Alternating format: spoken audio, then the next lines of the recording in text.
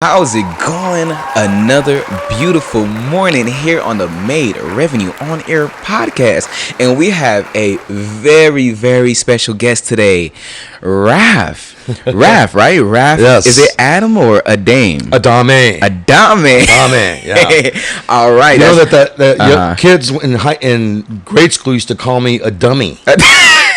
Yeah, can you believe that? So man. at least you said a dame. At least you said a dame, right? I mean, I'm not a dame, but we starting off strong. Well, you know what? Thank you so much for stopping by, Raf. You know, so much to talk about in just a little bit of a time, right? You know, because time is of the essence. So tell us a little bit about yourself, what you do, who you are, and where you're from. Well, I'm from Texas, born and raised in El Paso. Okay. I don't know if anybody's ever been to El Paso, but if you ever get the chance, you got to go. Okay. You know what El Paso is known for, right? What is it known for? For their Mexican food. Okay. Yeah. I thought that was Los Angeles. No. Well, Los Angeles has a different flavor of Mexican food. Really? But if you go to El Paso, Texas, because Juarez is the border town. Okay. Mexico is right there across the border. Oh. So, like, if you want a real gordita, that's where you go to El Paso. Yeah, you get a crunchy little gordita about this big. You don't get these big, massive. Yeah. I don't know where they. Yeah, that's not. These things here in Vegas, they're not gorditas, man. Is it steroids? On steroids, exactly. Well, that's good to know. So tell us a little bit about yourself. What's your heritage? What's your ethnicity? What is that? Well, I'm Hispanic. You know, I have two brothers and a sister. I grew up and did the whole, school thing. Graduated and then. He said, "Did the whole school thing." Yeah, I'm glad. Like, why do they force us to do that? I almost didn't make it. I was on the edge. Yeah. I was on the cusp. I'm pretty sure that's every single one of us. Hey, I used to be. I mean, who want to do that every day? I used to hang out in the smoking section where we all, did in the morning. Yeah, you and I both. So I was. Hey, but we're here now. Exactly. I mean, that's all that counts, right? It's how you make it, not how you started. Exactly. So from there, I went to DeVry. Got me a electronics technician's diploma. Okay.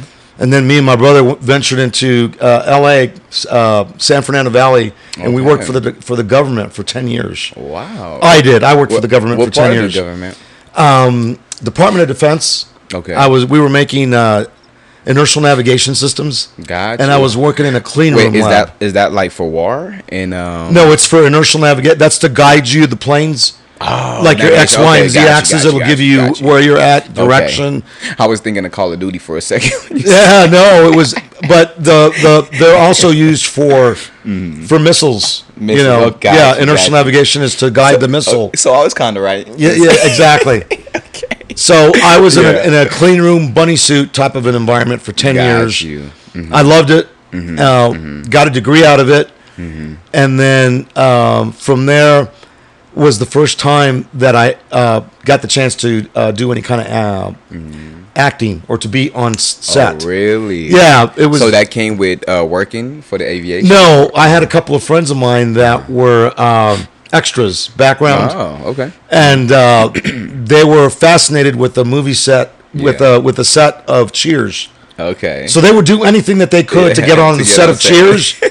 And they actually did. They actually got on the set of Cheers a few times. Okay. So I kind of wanted to get on set with them, right? But somehow I couldn't get on set with them. But I kind of hung out with them. We went to the Gary Shandling show. Okay. Which was a live set. Yeah. He was a very funny guy. And that's still around right now? No, Gary Shandling died. Oh, he passed away. It was I think it was on Showtime. Okay. The Larry Sanders Show. It was a great show. Yeah. If you ever get a chance, look up Larry Sanders. It was just dynamite. It was awesome.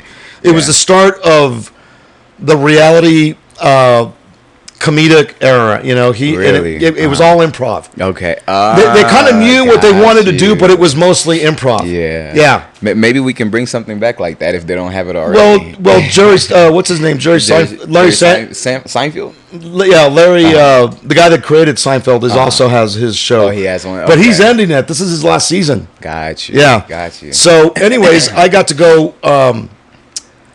We went and did the Larry Sanders Show, and then I got on and latched on with a talent agency, and they actually put me on Father of the Bride. Got you. It's a movie with Steve Martin and Martin Short. Uh-huh. And there's a party scene in the house. Uh-huh. Well, I'm in the background there doing that thing, right? Do you get your 5 seconds of fame, or no? You can't see me. I always try to go back to see if I can find myself, and I never can. So, but I was in Father of the Bride. Yeah. Okay. And I got a funny story to tell you. So the second assignment that they gave me was it was on a Sunday afternoon, and I was going to pay like a good amount of money, right? And but it was X-rated. And but they have you take your shirt off? No, I didn't have to do any of that. I just had to be part of the background. Oh, got you. And just kind of watch. Wait. So I know you said X-rated. So was it an actual porno? It was an actual porno. Yes, it was. But so there was an actual scene going on in front of us that we were witnessing. Okay. Wait. So what was the point of being in the background? It was just we were all there. Like you have to watch. You're a witness. Yeah, it was like a party scene. It was a party scene. It was like a big mansion with with porn stars and stuff, and there was kind of like a Playboy movie type. Exactly. Okay, got you. Okay. And so we're like, I'm like, okay, so I got that done, and then I ended up doing another movie, and then I was back at work one day, and my buddies came up to me and they said, Raf, were you in a movie? Oh, they know. I'm like, what? They noticed that one. Huh? Well, what happened was you in the background of that one. He had his my buddy Don. He had his bachelor party. Okay. And so they had the bachelor party, and they ended up running some movies for the bachelor party. And it turns out that one of the movies that they rented out was the one that I was in. That you were. And so apparently I was the talk of the night. God made no mistakes, huh? They kept putting it in rewind to make sure to see if it was me or not. Ain't no way. Rewind it. And they said, "Is that Raf there in the background?" Imagine what part they was rewinding it on. Well, thank goodness it was a guy and a girl, thank goodness, and she was beautiful. And it was called the Black something. I don't know. It may have been the Black Stallion. Anyways, it was a very interesting and it was a fun situation, and I just went on with it. I ended up getting my degree and doing the consulting thing all over the United States. I went from Texas to Florida to Chicago to LA. Really? So I kind of like worked all over the United States. So was that you year after year bouncing around, or is that just you traveling from different states? No, to do what you got to do. I did it like I would stay like in Tampa for like 4 years. Oh, and then that consulting gig would end, and then I'd get another gig like in Chicago. Oh, okay. So, but was it worth it? Oh, it was absolutely worth it. Yeah, it was good money. It kind of like started my career basically. Okay. So was that something that you always desired growing up? Or what was your main Not really. growing up? Not really. No, it wasn't. So what was your passion? That's funny that you asked that, because my brother was the one that wanted me to go with him to DeVry. And, as I told you, he was smart. Yeah. I didn't have a GPA of 4.0 like he did. Got you. I barely got to C. Okay? Okay. So you barely made it. I was already set on being a graphic. I wanted to be an artist. Really? Yeah, I actually told my family. I said I want to go to the community college, and I want to see what I got as far as skills. Yeah. What did they feel about that?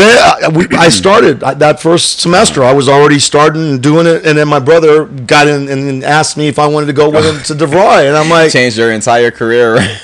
It did. It was like, dang, man. What made you accept that though? What made you say yeah instead of going after your? I wanted to hang out with my brother and check out what California was like. I was in El Paso for 18 years of my life. Do you regret any of it? Not one bit. Yeah. Not one bit at all. Okay. No, I'm glad I went. I mean, and you make decisions in life, and you're always going to regret a decision that you made. Yeah. And the way I see it, you live and you learn and you just keep going. And you just got to keep going, because if you look back and you start doubting yourself, it's going to drive you absolutely crazy. Right. But so just coming up in the game and doing the things that you were doing, and just taking that journey that you did take. Give us some examples of some hard time and some hardships that you had to go through to get where you had to get where you needed to get. Well, let me tell you, when I left LA, it was a great experience because I worked for the company for 10 years, worked for the Department of Defense. LA was great. Okay. I mean, it was just getting, the traffic was just, it was doable. There was never any big, stuff like what goes on now. It was on a smaller level. Gotcha. And so I really loved it. I loved going to the beach and stuff, but a lot of things happened at that company I was at. I mean, I went through hell and back. Wow. But throughout that 10 years that I was there, I managed to get a degree in computer science. Got you. And so that got me and paved the way for my next move in life, which was the consulting thing. And I just kind of bounced around from one to the other because I never wanted to be I went to school to become a courseware developer, not a programmer. Gotcha. And I ended up getting a programming degree. Okay. And so everywhere I went, everybody wanted me to be a programmer. Yeah.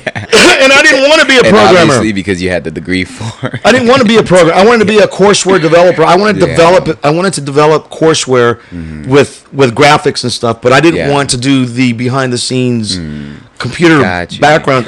So what made you not pursue that to the fullest? Because you knew what you wanted, but what made you stick to the programming instead of going for what you actually wanted? I was just jumping around I just would go take the gig, and then they would realize that either I could or I couldn't do the job. It would run out, or they were happy with me, and then the gig would run out, and I'd go on to the next one, and then I'd get an increase in pay. Doing that the way you did, do you feel like you wish you maybe had just stick to one thing or just wasn't bouncing around like that? No, because it got me from $35,000 to the $60,000 mark at that point. Okay, got you. So when I got to the $60,000 mark, that's when I decided I was living in Chicago, and my time had run out in Chicago, basically. I did as many jobs as I could get, and it was it was over. Got you. So I ended up going to Las Vegas, coming out to Las Vegas, and when I got to Vegas, things in my life weren't that great. I had an alcoholic issue. I was an alcoholic. Yeah. So I came. I was in Vegas, the first couple of years, and realized I had an issue with alcohol, and so. And you came to Vegas. Well, my family was here already. My mom and my sister, and when I got here. Did it start here, like the alcohol? No, it kind of was a buildup, and things started happening where I got kicked out of bars and stuff, and so one day I just decided, and I'm really happy about this because it's very hard to do this. Yeah. I realized one day that I had a major issue, and things occurred in my life, and then my boss pretty much drove himself to death. He drank himself to death. Wow. And that was really... You saw that. I saw the whole thing, and it just really just devastated me. Wow. So one day I just woke up and I said, that's it. I'm done. I went and I emptied all my wine bottles, my beer, liquor, everything, you name it. I dumped it out, threw it out. Really? And I never looked back. I never looked back. Have you drank recently, or oh no, ever? I've never drank since then. Wow. Yeah, I haven't drank since that. Amazing. Since that time. And I knew that was going to be the only way for me to stop. For you to stop. And just being around all the temptations, and especially it wasn't so much that it was more of the war that I was dealing with inside my head. Okay. Right. And I knew that mentally, if I told myself, because I knew I had an issue. Yeah. I knew I had an issue. And I knew that it was me, and that if I continued in the road that I'm on, that I was going to end up like Jim. Got you. And so what do you feel? What do you feel, or what advice would you give to people that is struggling with alcoholism right now and just seem like they can't kick it? Because some people, they go to rehab, they get the help. Some people go to jail and they get out and they still don't get it. It's something that you have to personally. When you hit that rock bottom, if you don't understand what rock bottom is, then you'll never get it. But when you hit that rock bottom, you have to make that decision and tell yourself, because fighting alcohol addiction or any drug addiction is the hardest thing to deal with, as far as I'm concerned, a human. Yeah. And the only way to break it is, like I said, you have to tell yourself, this is it. You have to be honest with yourself and tell yourself that I'm not looking back.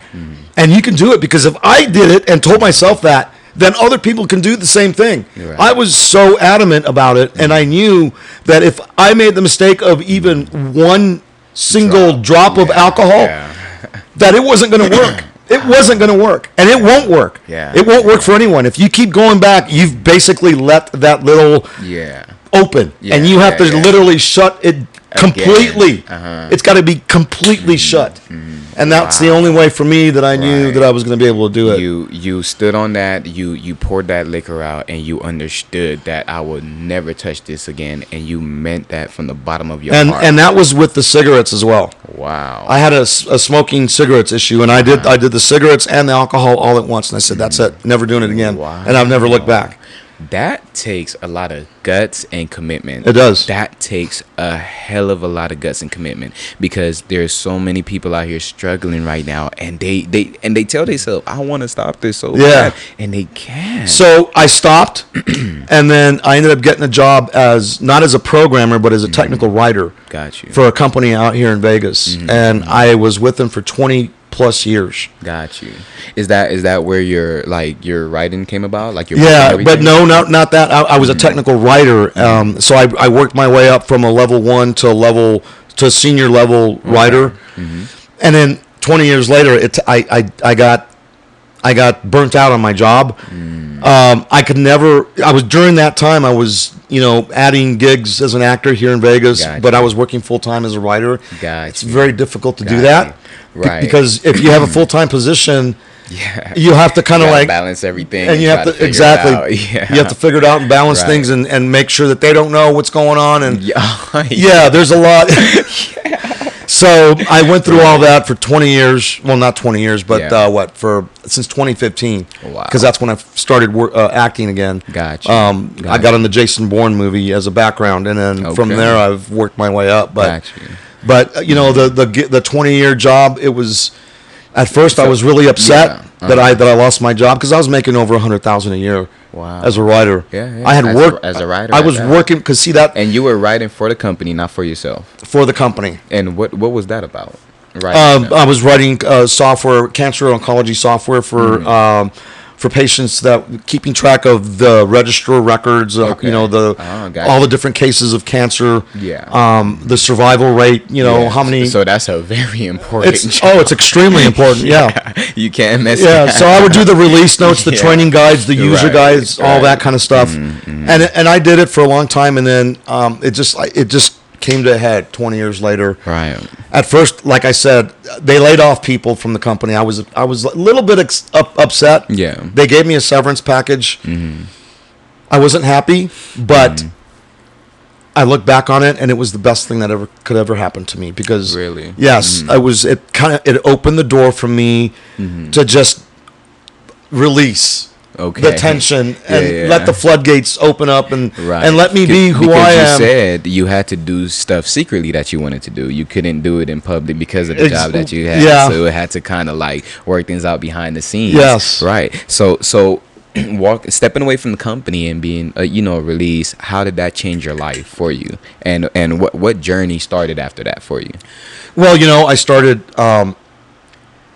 enjoying the thing, because during that time, I went through a divorce. Okay. I sold my house. I decided, I found out that, the state of Nevada has 600 towns. Oh, yeah, right. And out of the 600 towns, 500 of them are abandoned ghost towns. Gotcha. So I bought my trailer. I moved in a trailer park, and I started doing the things that I wanted to do to enjoy myself. So I started traveling and going to all these abandoned ghost towns. Yeah. And I would take my phone, just me and my phone, and it was my car or my truck or whatever, but I would go Death Valley. I would go to all the places around here, Tonopah, Goldfield, Tacoma Hot Springs, Shoshone, Gotcha. Places. For the ghost hunters out there, I'm pretty sure some of y'all know these faces, right? So and not to cut you off, but after you leaving the company, this is the journey that you started. What age, if you don't mind, did this start for you? Like ghost hunting, if that's what we leading into. Wow, that's an interesting question because I'm in my 60s right now, so it was in my late 50s. Really? Yeah. And how did you pick up that? Commitment and like that interest of ghosts? Going to these abandoned places and everything like that. I just I started doing it, and I was fascinated. I went on a excuse me. I went on a hiking trip. In Boulder City. Okay. And it was to the Colorado River. You go to the Arizona hot springs on the back route. That takes you right directly to the hot springs. And then there's another trail that takes you directly to the Colorado River. Gotcha. And it's like a crunchy trail. Okay. Because it's all rock. Yeah. And then there's a third trail called the Liberty Bell Arch Trail. Okay. So I've done all three of them, by the way. I did the Liberty Bell Arch. Yeah. And as you go up, you see this big, huge rock that's the shape of a Liberty Bell. Got you. And then if you go another 2 miles, you'll see the overlook. And that's an actual rock, though. That's yes. It's beautiful. It's gigantic. Did someone make that, or was that natural? It's a natural thing. Yeah, it's a natural formation. Okay. And it's out there. You could see the Hoover Dam from over there. Okay. And then you could see the overlook to the Colorado River from up there as well. If you go another 2 miles. Yeah. So on the way up there was a big wooden ore cart. And an ore cart is what you use to take the mineral, the gold, out of the mine. Got you. After, to mix it up and separate it from the rock and everything. Yeah. So there's this ore cart that just sits out there on the way up to Liberty Bell Arch. Got you. So I decided I was going to follow the cabling. Because you could see the cabling is still connected to the ore cart. Yeah, okay. And I followed it all. This might be pretty dangerous, though. Well, it is. It's not. I mean, it is, but it isn't. Regular people, right? The fascinating thing is that they don't say anything about the mine on, because they have like a little thing of what you're headed into. Okay, so is it like warning signs and everything like that, or is no? So basically, I followed the wiring and cabling all the way. So you're doing this on your own free will. Yeah, this is not a tourist site or anything. No, I did it on my own free will. I went, I followed all the way down, and I found the mine. Wow. Yeah, and it was amazing. It was the coolest thing I've ever done. It was literally the coolest thing I've ever done. Is I found it. You have footages of that? Yes, I actually have a video of it. Send me that video. I will. Okay, I will send you the video. Yeah. And I see it, and I'm like, oh my god! And I actually, you can see me walking in through the entrance, and no danger mine. I've been through those mines where it says danger, keep out, unsafe. Those mines I stay away from. Got you. Because smart. they are in fact dangerous. Right. There's a reason that sign is posted. You're right. This mine though didn't have that. Gotcha. And when I saw it, you could see that it goes straight in, and there was openings from the top, and there was still like the railings and a little bit of historical stuff was still in there. Right. I went in there from back in the day. Yeah, and I hung out in there for like a few. It was like half an hour, just hung out and had a great time. And you're alone. Nobody. I was by myself. Hot service, no service. After I did that, I went and I found by myself. I did the slotted canyons over there at Lake Mead, and they're really hard to find. Got you. Really hard to find, but I found them, and then something got in me, and there was another mine that I wanted to go check out, but it was in Death Valley. Okay. Death Valley, a totally different animal. Yeah, right. That's one of the hottest places to go to. Yes, right? Yeah. But I was intrigued by this mine, and it was the Keenan. I forgot the name of it, but it's out in the middle of nowhere. It's 6 miles into the desert. Okay. 6 miles. 6 miles. Is that walking, driving, biking? I took my truck. And you drive there? Okay. I took my truck at the time, and I drove out there. It was 113 degrees that day. Six miles. I found nothing in front of you, just desert. I found the mine, and it was another. Again, it was the most amazing thing that I've experienced. And this is a different mine that you found. Oh my God, this thing was it's the Wonder Keen mine. It's what's called. Oh, that's what it's called. The Wonder Keen mine, and it's got an actual stamp mill that's really amazing. It's in very good shape. Yeah. And when you go up there, the whole wooden structure, it's all out there. It was absolutely mind-boggling to be out there in that degree of weather, out in the middle of nowhere. And you overlook Death Valley, and you could see the whole Death, and you're like, "Oh my God, what did I just do? Like, I'm here right now. What did I just do?" It must be incredible. So I did all that. I did all that, and but before I began my doing that, when I was married, is when I first got introduced to going back to the camera, and I was a background, and I remember telling myself, God, this is kind of cool. I don't like being a background, but because there's a lot involved. But I wanted to find out. I want to see if I can perform in front of the camera. Yeah. So I told myself, if I'm any good, I want to do it. If not, then I don't want to do it. So I met a guy named Conrad, and his name is Conrad Glover, a good friend of mine, and he was the one that for the first time ever. He basically showed me the ropes to acting. And the first thing he told me was to go read Streetcar Named Desire. Okay. And I'm like, what? Right. I'd never even read anything. He's telling me to read Streetcar Named Desire. Well, I did. I went and read Streetcar Named Desire, and that's what started the whole thing. We would get together once a week for 3 months at the Starbucks. Okay. And what, to pitch each other ideas, or to no, he would help me. He would be like my acting coach. Yes. Okay, gotcha. And he would tell me how to look and stuff and not move my head, and so we went through the Streetcar Named Desire, and we would do different scenes. Okay. And that obviously helped a lot. Well, on the final day that we met, because he was a busy guy. Yeah. I came in and I did my homework that we were supposed to do that day, and after I was done, we both looked at each other, and I was in tears. Yeah. And I knew right there and then that I had acting ability. And it was like, wow, I wish I would have known this when I was a teenager, darn it. When I was out there in the stoner section. But it's never too late, right? It's never too late. So, and then I was married. That didn't go so well. But it was the best thing that ever happened to me was to be able to finalize. We went our separate ways. Yeah. How long were you married? 12 grueling years. Okay, you made me don't want to get married. No. Make sure that you know before you get married, because I didn't know.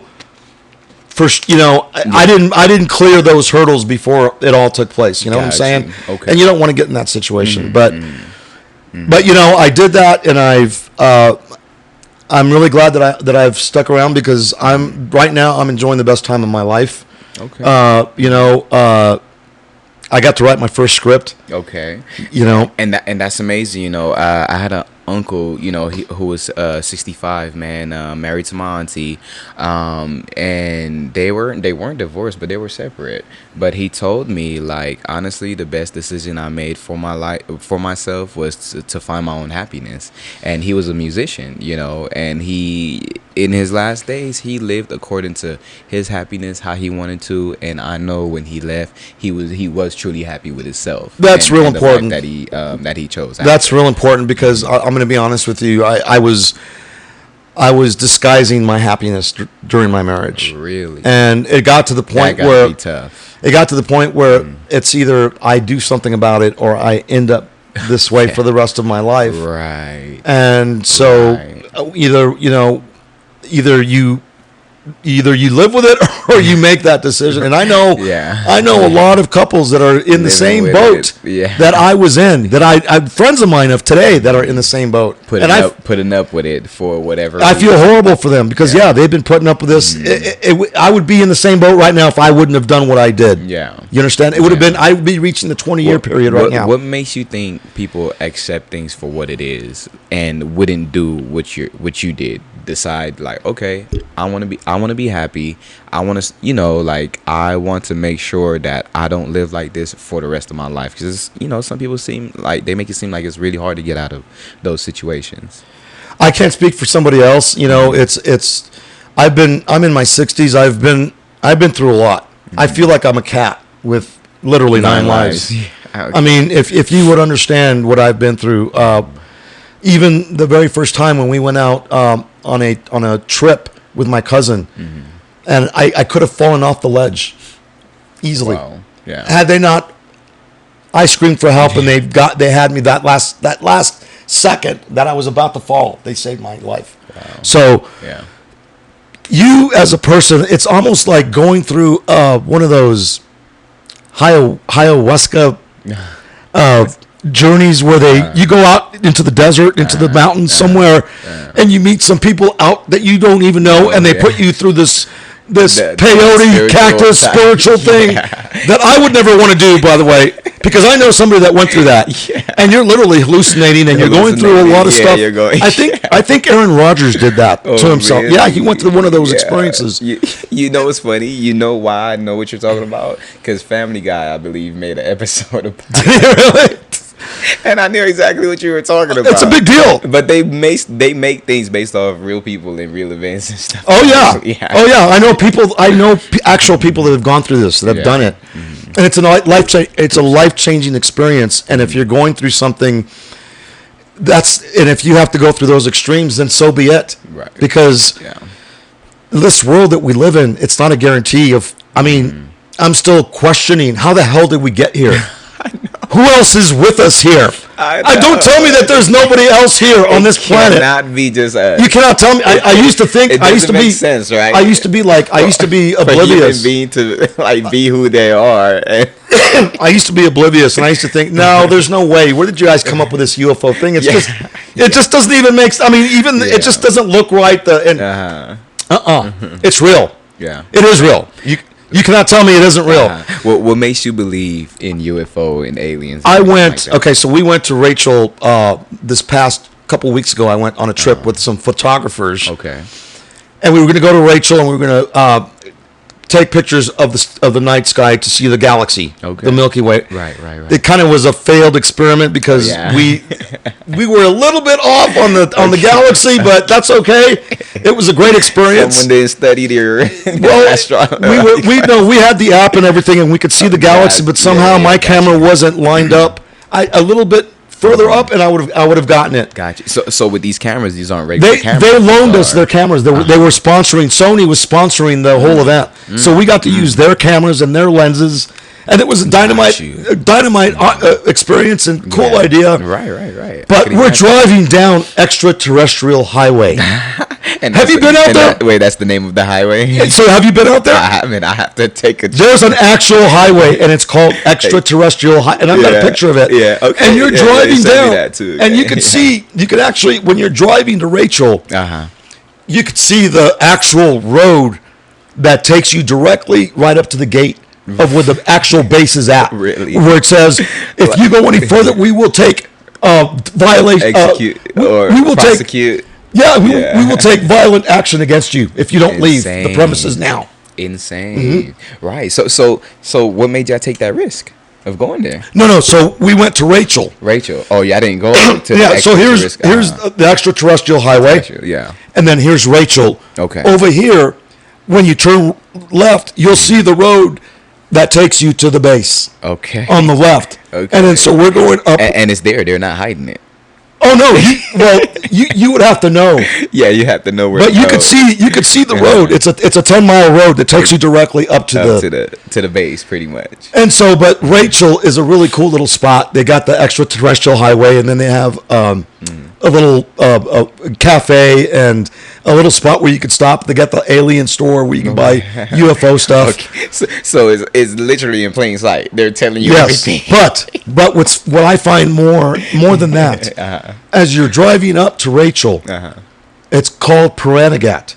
And I don't know if I'm pronouncing it right. But it's on the left side of the road, and they got a lower, a middle, and an upper river, and it's like a river but it's like a marsh and it's like a big, huge land, and there's people living and surviving there.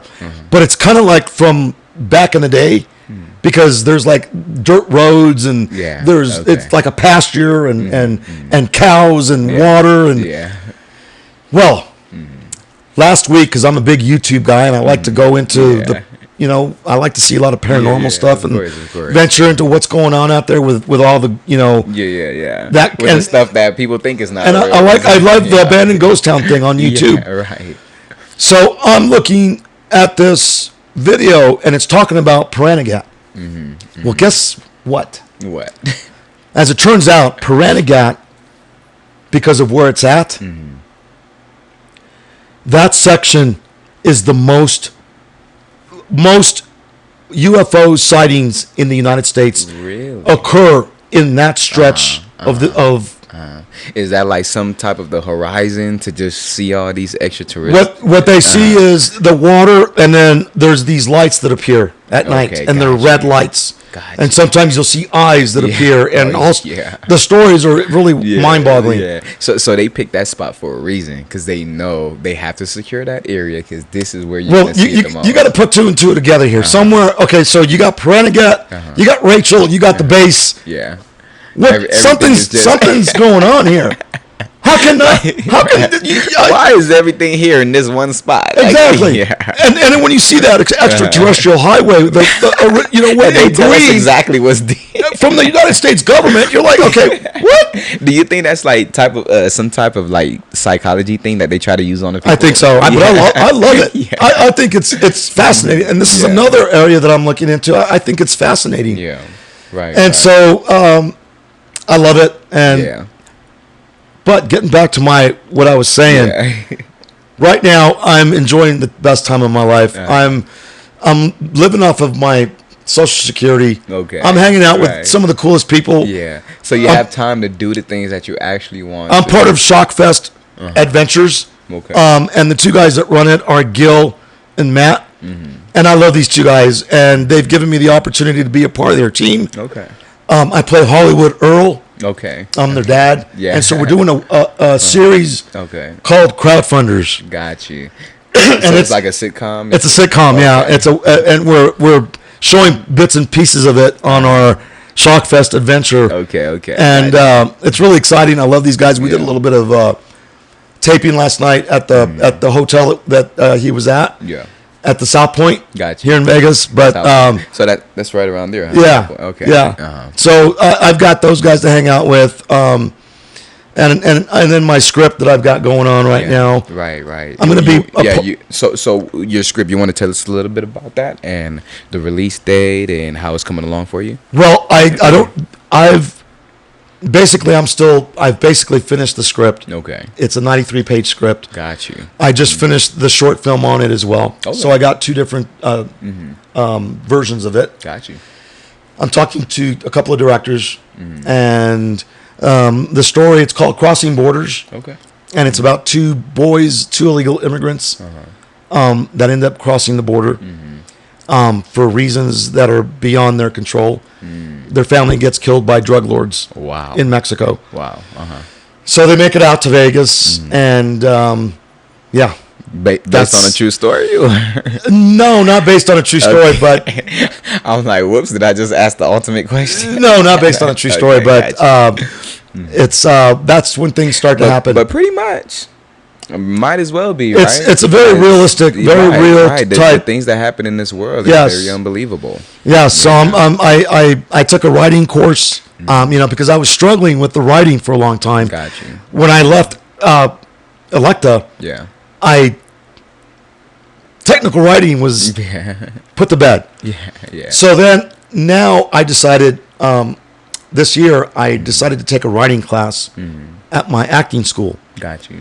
Okay. I go to DreamTraxx, and it's a great acting school, by the way. I think my acting coach is the best acting coach in all of Vegas. Okay. Well, shout out to him. You better share this. Definitely. And so, anyways, he was teaching this writing course, and I got in it, and he started telling us, the outline and everything of what we're to do. And just that first day, I just started. The idea came to me. I put it in an outline, and I started writing. Got you. And boom, just like that. Just like that. Yep. Okay. It went from 23 pages to 73, 83, then to 93. Got you. Got you. So is that pretty much a book you can release right now with 93 pages, or do you have to write a little bit more? I think that I'm where I think I like it where it's at.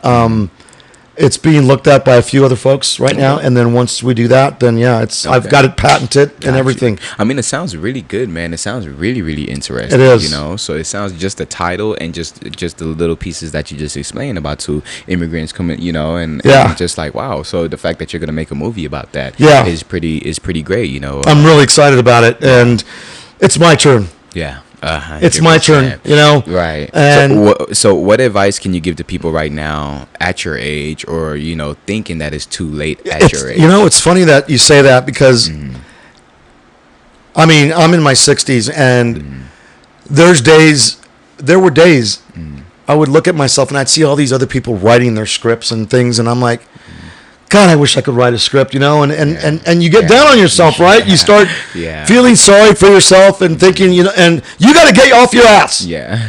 You got to get off your ass, and you got to go out and do it. And that's exactly going back to when I stopped the alcohol. If you want to make things happen, it's up to you. You got to get up. You can do it.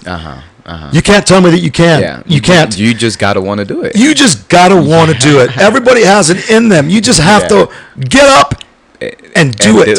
If you fail, hey, you can at least tell yourself, I tried it, I did it, and it either worked or it didn't work. It didn't work. But you're happy with yourself after you do it. You're happy and satisfied that you tried it. Yeah. And that you at least know where you stand. Right. You know, 100%. Because anybody can do anything as long as they put that effort into it. And that's what I did with the script. Gotcha. I told myself for years and years, I can't write a script. I can't write a script. Yeah.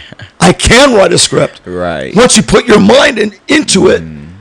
And with the direction of my acting coach, it was flawless. Yeah. With you, it definitely seemed like you have a battle with yourself mentality when it comes to being who you are and getting stuff done and wanting to reach another level. Do you think that's everyone? Do you think they actually battle with themselves, or some people they're just lazy and they just don't want to do things? I would have to go with what the second part of what you just said. Yeah. Because you would think that people would know, but there's individuals that don't. Yeah. Because we're all made differently.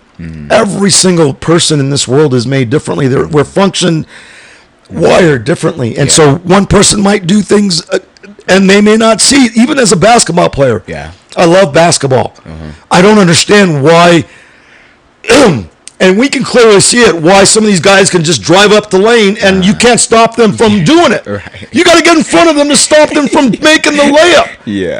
If you put your mind to it, it will happen. You see so many players that they just let the player go by and they make the layup. That's how they win the game. It's up to you as the basketball player to get up in front of them and stop them from making the shot. That's how you're going to win the game. Got you. People don't see that. So pretty much it's up to you to get up off your ass and do what you have to do. You want to be successful? Get up and do it. Try it. Fail or not. You know, what's the worst that can happen? The worst that can happen is you not trying it at all. So, you know, the last thing that I want to say is about a year and a half ago, after I left Electa as a writer, I wanted to go to school. So I decided to pursue online school. And I'm going to be graduating with a digital imaging degree in a couple of months. Okay. So I've learned during the time when I went out and I did my photography thing with my iPhone. I was posting pictures and everybody was like, dude, where are you getting all these cool pics? And that's the photos that you showed me as well. So then I decided, you know what, I'm going to go and I'm going to learn about photography and do it right. And now I've got experience with Adobe Creative Cloud, Lightroom Classic. I love Lightroom Classic.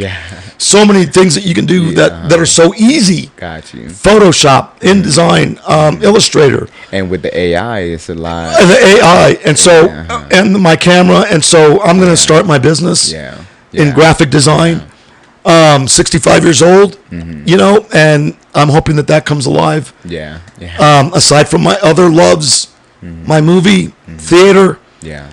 I've got something in the back burner for that because it's so difficult out here in Vegas. It is. To get into a theater play. Yeah, it is. It's like a click. It's not like Hollywood, right? It's like a click, yeah. It's like, and so I'm going to see if I can change that. Yeah. 100%. 100%. That's really good, man. Really impressive because there's a lot of people who's way younger than you who doesn't even have the experience that you have in photography, in Adobe, and everything that you just mentioned. You know, there's some people right now that would still ask, like, how do you do this? Can you help me? Oh, I'm a little older, so I don't know. But no, you took your time. You know, you was patient with it. You figured it out. You did it.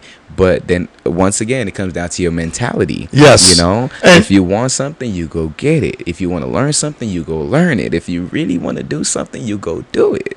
And, you know, I'm finding that there's nothing wrong with asking for help. Oh, 100%. And most of the time, people are not going to be there to help you. Yeah. There's going to be one individual out of the whole that's going to pop out. Yeah. And he's going to be a shining star, and they're going to help you. Yeah. And that's what happened to me. Yeah. I have somebody that's in my corner that's helping me with my photography issues. Yeah. That's been there for me. And what would I do without her? Okay. And so don't ever give up. And so the beauty of this with the Lightroom Classic, for example, sometimes you have to learn on your own.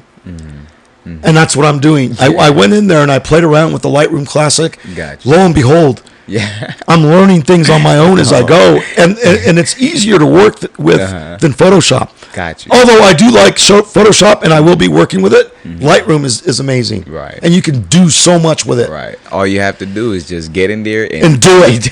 And so play around with it, figure it out, and just freaking do it. And so I love a lot of these folks that are out there. How much time are we at? Oh, you're good. You have, I know you said you got to leave at 1, right? Have about 5 minutes. So there's a lot of folks on Instagram that I follow that do their own art, that create this art with the paint and stuff. They twirl it and create these amazing shots. And I envy those people because they're taking something that people have. It's a brand new thing. Yeah. You could tell that people are starting to create things that were never created by people before. Right. And I love that. Right. And that's what I see them all the time. Like the ones that just have all the paint and and they splash it and stuff. Oh, I love it. Do that? I love it because I'm like, that's creative. Yeah. Now, what do you think about the one with the pen, the pen strokes and all that? What do you think about the people who just jump on the wall and just with a pen, right? Now there's some out there that are a little bit crazy. Or the guy that stuck that needle in the bucket and the bucket fell over and everybody's like, oh. Oh yeah, no, there's another guy that throws things at his pictures. He's got like a spray can, and he'll like knock it and the spray comes out, and then he'll throw like his skateboard at it. And he'll throw like all these things at the picture. And then when he's done, he gets this like patterned black thing, and he like spray paints it with these little dots, and out comes this amazing thing that he produced. Really? And he like takes it and he keeps throwing things at it. He'll throw a wheelbarrow at it. He'll throw whatever. That's creative, right? I love it. That's different. That's I love creative. It is. But when it comes down to I've known you've seen some art on the internet that they're getting million. For example, prime example, right? The banana tape art. Have you seen that one? The banana with the duct tape? No. That's sold for $2.something million. Oh yeah, I did see that. Now, whose banana was that? I don't know. It could have been anybody's banana. That's ridiculous. But stuff like that, right? And like the internet, it goes nuts. People pay to see these people do these. How things. about the guy that took out? They gave him space, and he took a construction machine, and he dug out the inside of it, and it's got all this rock, and you go in there, and it's like a volcano. Walking into that's his exhibit. Is that crazy or what? That's crazy. That's amazing. They took the floor out and they went and they dug down below and they created this. Oh my God! To me, that's amazing. That's insane. That's insane. But the crazy stuff, like people just poking a bucket of sand and letting it fall over and they be like art. Yeah, I'll be like. Art is in the mind of the beholder, but you got to understand. But some people are just ridiculous. Well, it goes back to history. Yeah. if you're not going to believe this, but when they actually had like a war, the Civil War, for example, that was the one war that America really focused on because there was a lot of deaths. And it was really just a lot. It was horrible. The South, slavery and all that. Photographers would go out there and they would go out in the battlefield and they would see these men all laid out, dead. Right. Yeah. You're not going to believe what they did. The photographer had to get the right shot. So they had to literally pull dead people to set up their shot to make it look like a battlefield. Yes. Insane. Yes. Believe it or not, that's what they had to do back then. The media. So photography has always been that way. Wow. Even now, photographers are probably more important than ever. They're out there in the. You see this thing that's going on with with Iran and Israel. Just knowing that the photographers are right there. Yeah, I know. Hopefully they don't die along. You know, but it's business and they have to do it. But photography, and you remember I don't know if you go back to Vietnam when they had the naked little Vietnamese girl. Yeah. The naked Vietnamese girl running on the streets. That was real. Yeah. That was real. But in the mix of that, whatever photography that you see, there's always going to be a story behind that photographer 100%. And that photograph. Right, 100%. You don't know what took place before that. So just knowing that now, how do you feel about AI when you're not using it as a tool, but AI creating all these different images, these with VO3 from Google now, right, can do these amazing things I checked out VO3. It's so realistic. It is. You would never know it's real or not. It's amazing. How do you think that's going to affect everything that we do? It's going to affect everything that we do. Like they could probably just write a whole podcast episode and just like you'll think it's real, but it's not. Yeah, that's true. It's coming to the time where AI is taking over.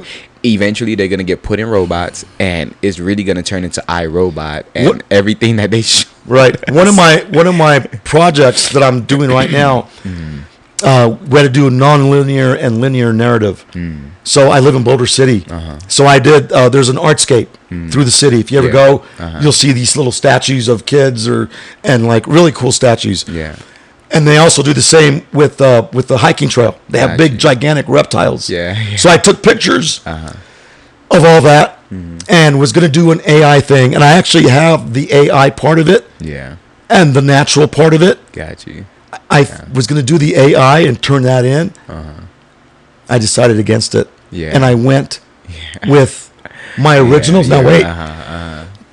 When I took my originals, I was not happy with the background I was getting. Got you. That's when I went into Lightroom Classic. And I found this really cool feature.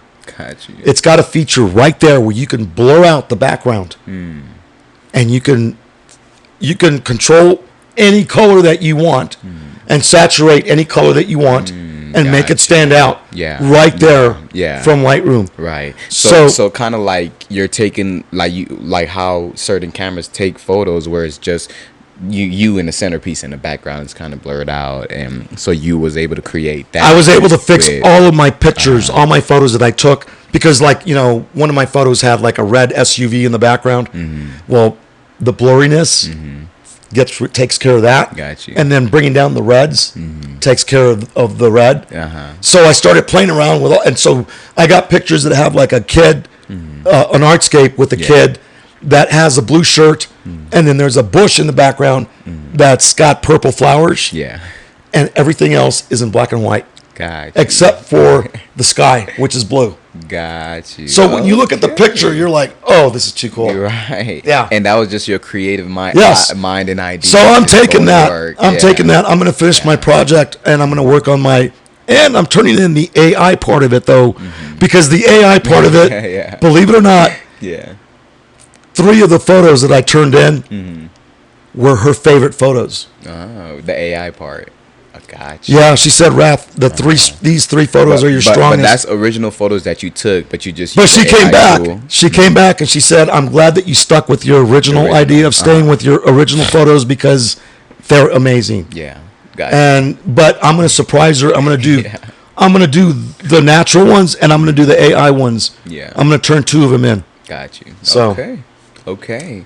Well, that's Man, that's amazing. I know we can talk for hours, man.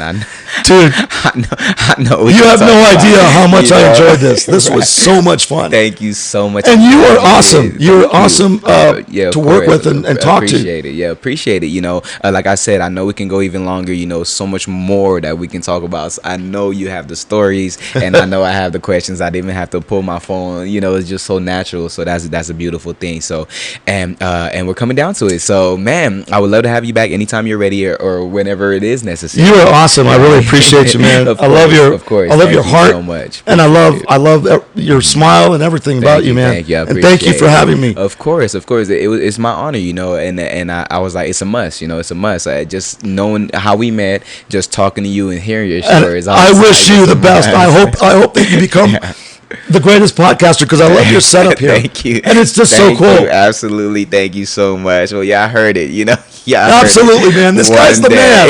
Right here. Thank you so much. If there's anything else you want to say to the world before you leave, any things you want to shout out, anything you want to put out there right now, now's the chance to do it. You know, I've come to the point in my life where I'm 65 years old and I love people. I love life. I want to work with people. I want to do the acting, and I'm here to have a fun time and have a great time with people. All right. And that's what you got to do. You got to make it that way, and it's up to you to do that on a daily basis. There you go. God bless you guys. God bless America. God bless America, man. God bless you guys, and God bless the world. Okay, we'll see y'all next time on the Made Revenue On Air podcast. I'm your host, AJ the Great, Akeem J. Wright. Follow me on all social media. All right. Until then, peace. Peace out.